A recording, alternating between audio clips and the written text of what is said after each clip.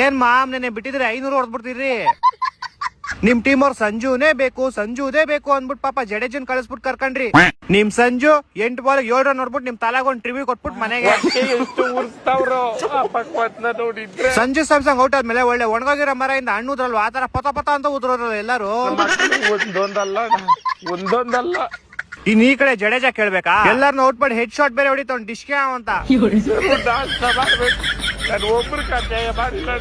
ಯಾಕೋ ಮಾತೇ ಇಲ್ಲ, ನಾಲ್ಗೆ ಬಿದ್ದೋಯ್ತಾ ಇಲ್ಲ ತಿಕ್ಕ ಉರ್ದೋಯ್ತಾ?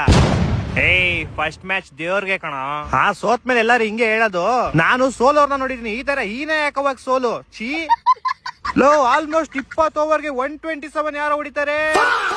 ನಮ್ ತಲಾ ಇದ್ದಿದ್ರೆ ಹಿಂಗೆಲ್ಲ ಸೋಲ್ತಾ ಇರ್ಲಿಲ್ಲ ಕಣಲಿ. ನಿಮ್ ತಲಾ ಇದ್ದಿದ್ರೆ ಇನ್ನೊಂದ್ ಹತ್ರ ನೆಕ್ಸ್ಟ್ ಹೊಡ್ಬಿಟ್ಟು ಸೋಲ್ತಾ ಇದ್ರಿ ಅಷ್ಟೇ. ನಮ್ ಕಡೆ ಬ್ಯಾಟಿಂಗ್ ಇನ್ನು ಸೆಟ್ ಆಗಿಲ್ಲ ಕಣ, ಸೆಟ್ ಆದ್ಮೇಲೆ ಕೊಡ್ತೀವಿ ನೋಡು. ಓ ನಿಮ್ ಬಾಲಿಂಗು ಬಾರಿ ನೋಡ್ಬಿಟ್ಟು ಬಾರಪ್ಪ. ಚಿಕ್ಕ ಹುಡುಗ ಸೂರ್ಯವಂಶಿ ನಿಮ್ ಗಾಕ್ ಅನ್ಸ್ಬಿಟ್ಟು ಹೋಗ್ಬಿಟ್ನಲ್ಲೋ. 15 ಬಾಲ್ 50 ರನ್ ಹೊಡೆದ್ ಬಿಸಾಕ್ಬಿಟ್ಟ ನಿಮ್ಗೆ. 52ನೇ ರನ್ಗೆ ಔಟ್ ಮಾಡಿದೀವಿ. ಹಂಗೆ ಏನ್ ಕಿತ್ತಾಕೊಂಡ್ಬಿಟ್ರಿ, ಏನ್ ಮ್ಯಾಚ್ ಗೆದ್ಬಿಟ್ರ? 12 ಓವರ್ ಮುಗಿಸ್ಬಿಟ್ಟು ಹೋದ್ರು ಅವ್ರ ಮನೆಗೆ.